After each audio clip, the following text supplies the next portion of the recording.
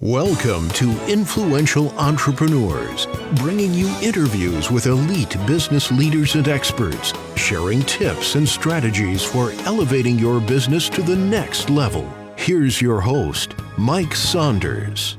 Hello and welcome to this episode of Influential Entrepreneurs. This is Mike Saunders, the Authority Positioning Coach. Today we have back with us Rob Rickard, who's a VP Senior Advisor Development Consultant with Simplicity InsurMark, and we'll be talking about how to scale your practice without losing your sanity. Rob, welcome back to the program. Glad to be back. Thanks, Mike. You know, I think in our series, we've been talking about a lot of great points, but at the end of the day, most successful firms and financial services agency owners want to make sure, hey, I want to grow, but I just don't want to feel like I'm working 1,000 hours a week and, just going insane in the process. So talk a little bit about that point where agents hit where more business simply creates more stress and they hesitate on putting things in place to grow because I just feel like I'm, comfortable right now and I don't want to grow. Then that is a trend that I'm seeing in the industry. Again, because our industry is an older industry. Most of our advisors in the late 50s, early 60s, even into the 70s. So we're on that other side of the age. I am on that other side of the age wall.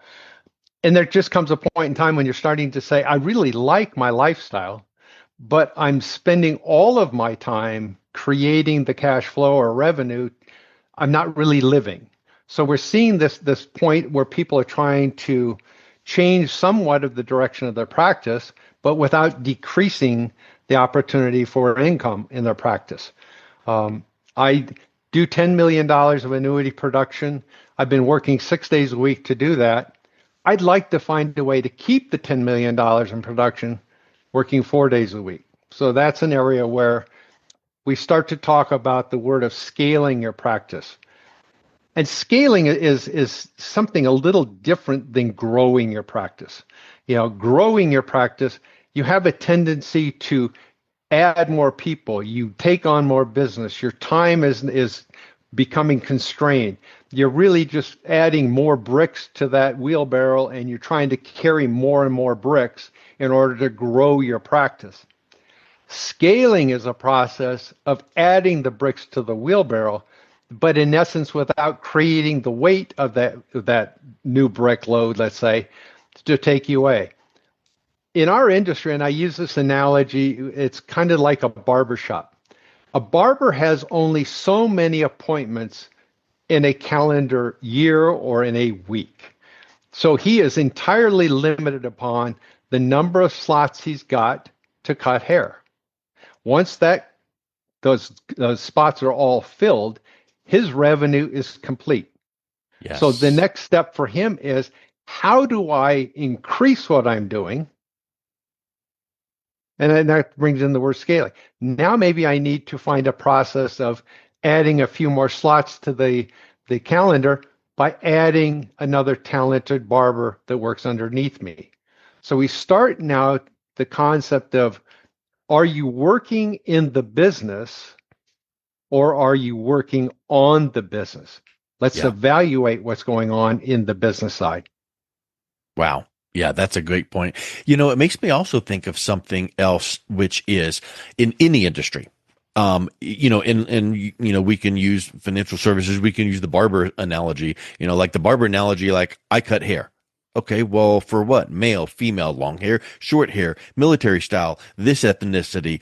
So what do you feel about niche specialization for growing and growing the right way in this respect? Because part of growth, if you're just trying to take any little bit of business from any little thing and using financial services, if you work with multimillionaires all the way down to, recent college grads, their needs are going to be very different, and you need to be an expert in all of that, and you can't be. That's correct. Yeah. In our environment today, you have to be different, meaning you have to have a specialty. That's why in my pod of people that work with me, I'm your annuity specialist. I'm not your life specialist. I can't do both. So the same thing happens with an advisor. He can't be everything to everybody. There's an example. There was an advisor that we ran into that was an airline pilot, and I believe it was Continental. And he became a financial, agent in helping people in their retirement plan. His niche was airline pilots with Continental, not Delta, Mm-hmm. not United. His specific niche was this one category. He did very well. The other niche, I've got a couple of women advisors that have focused solely on women and money, Yeah. even to the point of dissecting that industry to I work with married women, single women, divorced women, widowed women, or women in which they're predominantly the breadwinner of the family. All of those have different needs. So she has Yes. focused down into only working with women because they have specific. So yes, a niche market is an incredible way to elevate the revenue of your practice by you opened up those, like you were saying, I'm only going to work on male hair. Well, if I've been doing both men and women, I now have open seats that I get to fill again. That's the same thing here.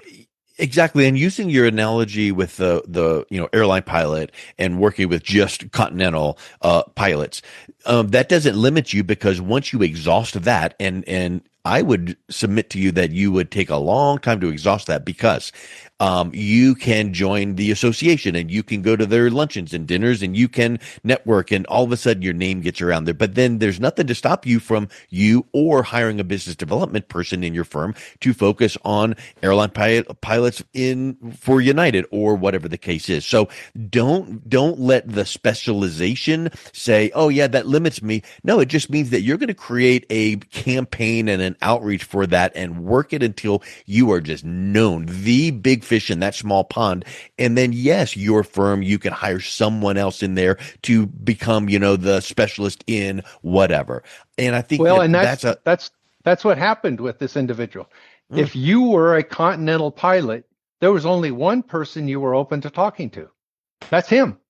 mm, Everybody knew about him. Everybody referred people to him within that organization. So, yes, you're absolutely correct. But you're also correct. If, in fact, you now have captured a strong position there, the next part of scaling, it would be to move to another airline. But now I have to make some changes within my organization. I may need to yes. hire some additional people to ramp up the availability of time within that organization. Yes. And one of the benefits of doing that is it becomes a predictable process, because you've got the proof of concept.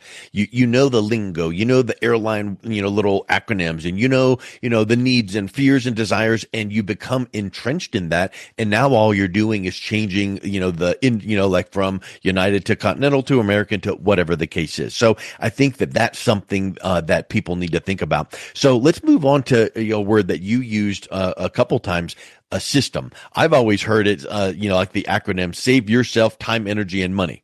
And it's like, oh, that's something that's really, really powerful, because a system can save you time, energy, and money. So what systems should be put into place if you want to see revenues grow without working more hours? It kind of comes down to, let's say that I am out there making phone calls, leaving voicemails, and I'm just randomly leaving voicemails and I don't get any phone calls back. Well, there's no way of evaluating the effectiveness of my call because every voicemail was different. So Yeah. you have to leave the same voicemail 1,000 times to see what the return is. The same thing is in your practice. If you have a system of onboarding people into your organization, everybody follows that same step, and it's either not working or it is working, you can start to tweak it to find the changes that you need to make so that it does work. You know that everybody that sat down in that chair got the same questions asked about the discovery process. So we had a system to pull the information we needed in order to help them with their financial planning. That's kind of the concept of a system. How do I run them through maybe a financial plan software? If I'm using the same software, I know what's coming out, and I'm more prepared to, with the individual, to present it. I'm not winging it in any process. And I think that's what we're trying to do, is eliminate this uncertainty of every appointment that you have seems to be different. How are you going to know what's going on? Systems work, people fail. We always Yeah. change what we're doing. The system is not. Yeah. That's huge. And also, if you have the right system in place, you can go back and see where that, mini failure actually happened, make a little tweak, and then now things are running forward. So, and a system does not have to be technology. Right. It can No, just be a SOP, a process, but nonetheless, you can look back and look at step 1 through 4 and go, okay, that's working good. Ooh, 5 is kind of creating that little, issue. So having a process in place documented helps you then to have a playbook for number 1, scaling. But also, I would venture to say that when you are working with your agents on hiring, boy, if you know that you're hiring for an administrative position and you've got the playbook in place, here's the SOP, the process, the system, follow this. That that's just right. frees up a lot of time, right? And it does. The concept is when somebody enters the office, there's a process of welcoming them to the office, moving on to the next steps. Mhm. One of our advisors actually runs his practice very much like a doctor's office.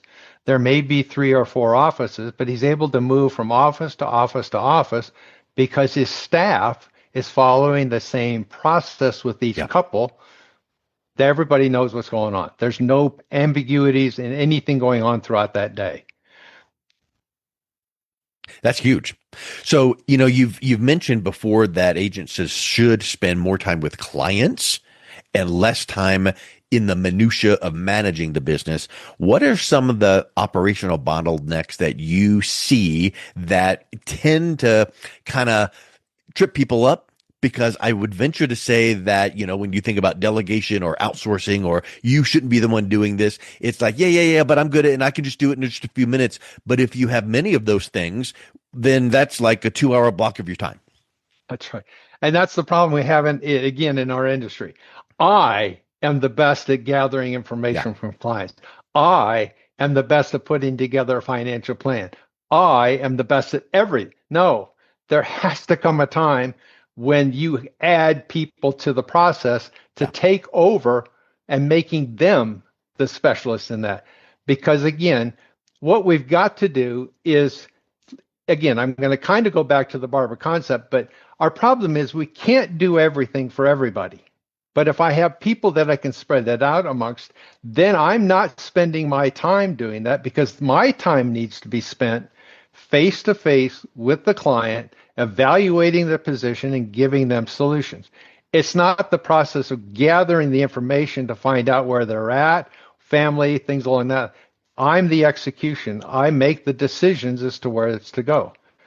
What we need to do in scaling, though, is maybe I'm working with people that have $250,000 of investable assets. Well, Hmm.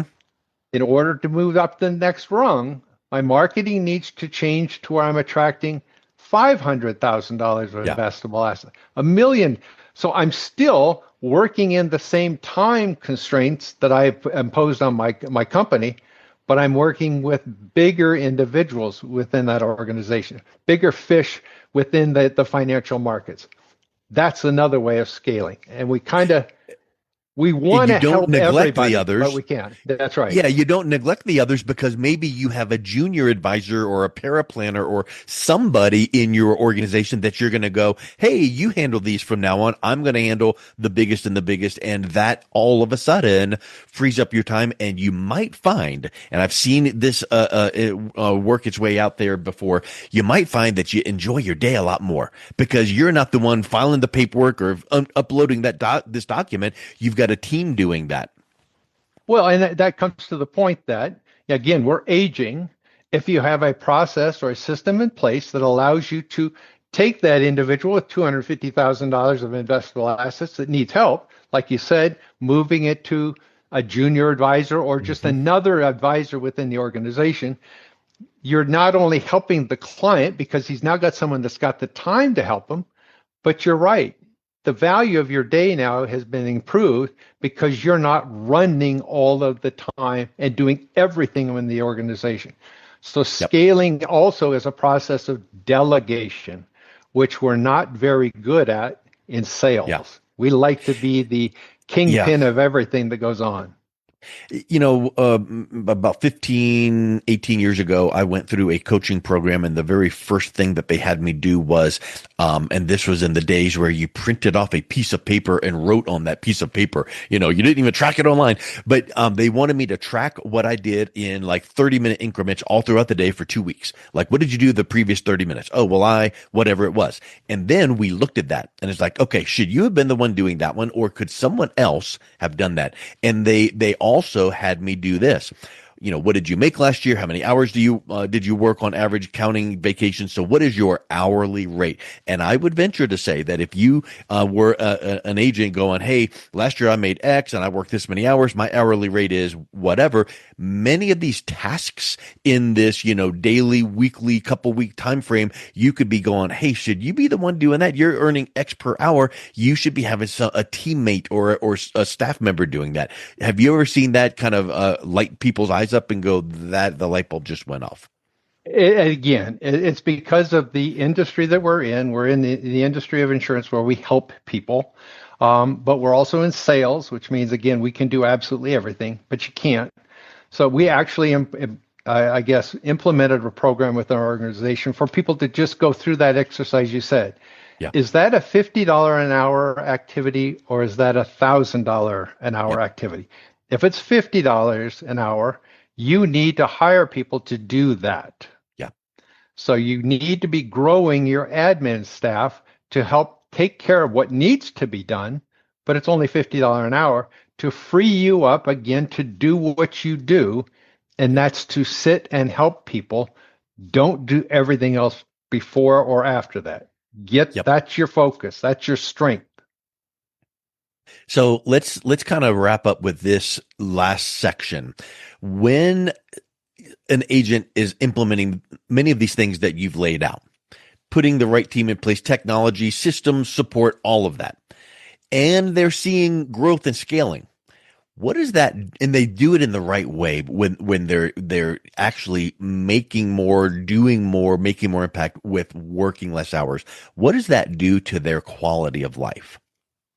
It's not only their quality of life, but it's the clients that they're working with, because you are no longer rushing through your day. You're actually spending time.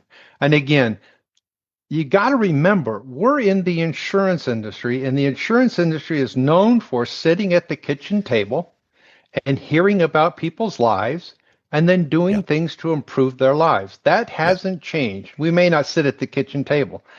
It allows that relationship time that people need to feel comfortable, to feel safe, to be trusted. That has to occur with time. And if you haven't scaled your practice to give the time to do that, your practice will die, because we're a people entity. I was going to bring this up. We have in the industry what's called the capacity wall. There's only so much that can happen. And what happens is when you hit that wall, that's when things deteriorate. Your attitude deteriorates. Your clients are not feeling loved.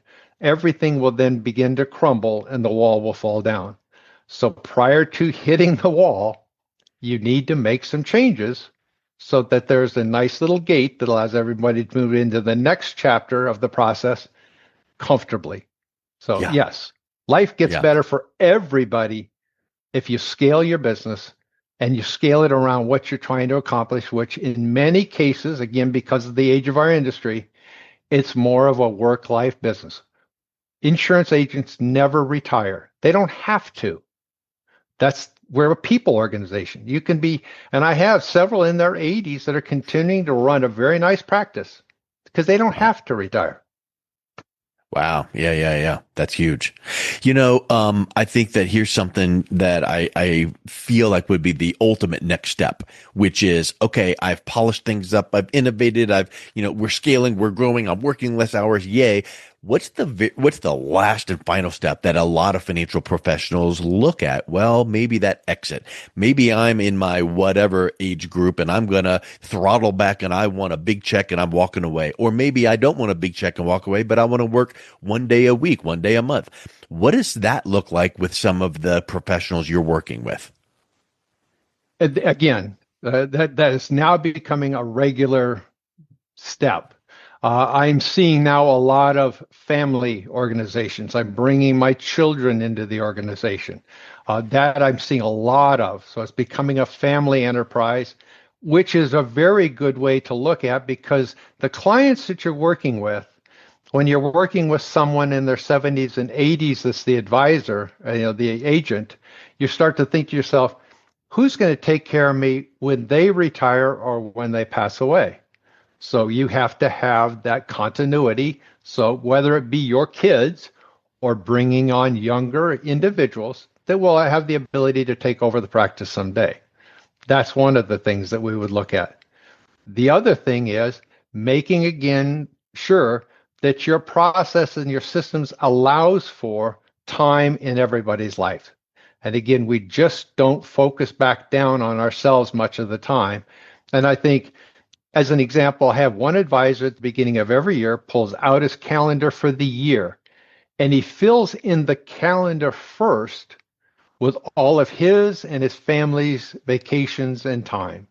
Wow. That is the most important thing, is his life. Business comes in after that. That's okay. Yeah, I've heard it called what are your non-negotiables? Well, my family time, boom, that goes in first. That's right. Yeah. Huge. We have that ability when you run your own business. That's the benefit you have for what you're doing. Take it. Yep, exactly. Well, I love this. This has been a wonderful conversation, Rob. If someone is interested in having you look at their practice and see where they can scale and actually do more in less time with more sanity, what's the best way they can reach out and connect with you? I would start with just a review of the InsurMark website, www.insurmark. It's INSURMARK.net. Then the second thing would be to give me a call, 800-752-0207. Let's schedule a few minutes to talk. Maybe we have somewhere we can go. Maybe we don't, but I think it would be worth the call. Wonderful. Rob, thank you so much for coming back on. It's been a real pleasure talking again. Thank you, Mike. Appreciate it. You've been listening to Influential Entrepreneurs with Mike Saunders. To learn more about the resources mentioned on today's show or listen to past episodes, visit www.influentialentrepreneursradio.com.